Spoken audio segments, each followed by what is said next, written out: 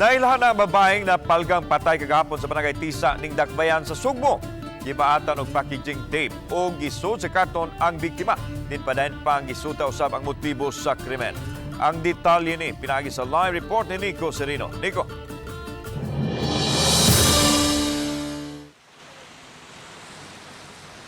Yes, lando na identity ang kapulisan nitong babae nga gipatay, gisulod og karton ug ang patayng lawas gilabay daplin sa daan dito sa barangay Tisa.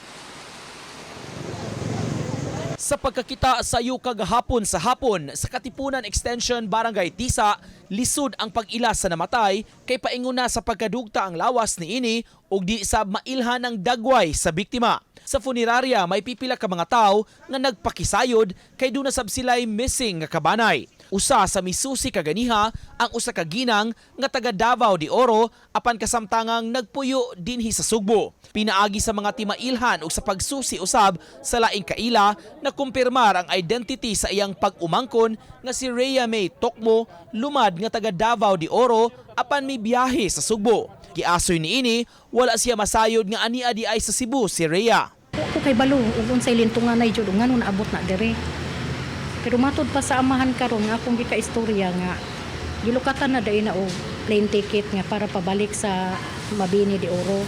Naglisod pagdawat ang pamilya sa brutal nga nahitabo kang Rhea. Nakalitan, oy, kinsa may di makalitan aning sitwasyon na ni.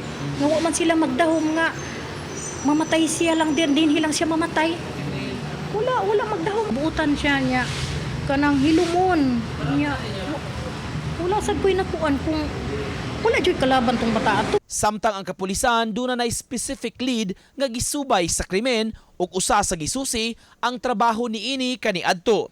Wala na hinuon mo detalye si Police Lieutenant Colonel Gerard A. Spilare kabahin niini apan nipasalig nga gitutukan sa PNP ang kasulbaran sa krimen.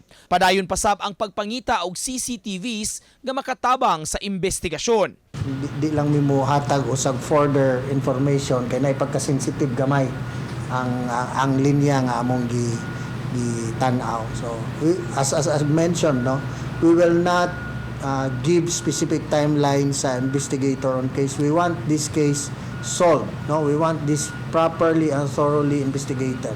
Posible sab matud pa nga gitorture ang biktima sa wa papatya gisod sa karton dayon gilabay. Tinali yung kamay niya, no, yung mukha niya at saka yung paa ay almost they are linked to each other. So tapos nirap ng duct tape. So it seems that parang she went through parang some kind of torture.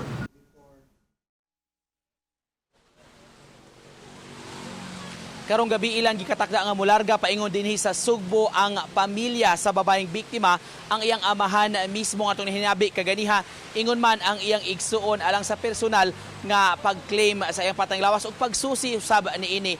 Matod sa amahan padayon sila nga nahibong nganong naabot dinhi sa Sugbo ang iyang anak ug nang hinaot sab ni sila nga katagan og kasulbaran ang nahitabo kaniya. Lan? Nick, gamay lang hint unsay posibleng motibo sa krimen. Sa pagkakaroon lan, wala pa gyud mo detalye ang kapulisan kung unsa ang motibo sa maong krimen. Bugtong nasulti lang nila lan, usa sa ilang gitutukan karon ang background kabahin sa previous employment ni ining maong biktima lan. Sensitibo kuno kining maong detalye ni ini maong si Lieutenant Colonel Pilare wala mo hatag og dugang pang impormasyon mao kini karon ang gitutukan og di na kasentro ang investigasyon sa kapulisan lan. Sa posibilidad nga di lang usa ang nihimo sa krimen niko kay gisulod ni sa karton o niya gilabay padaplin sa kalsada.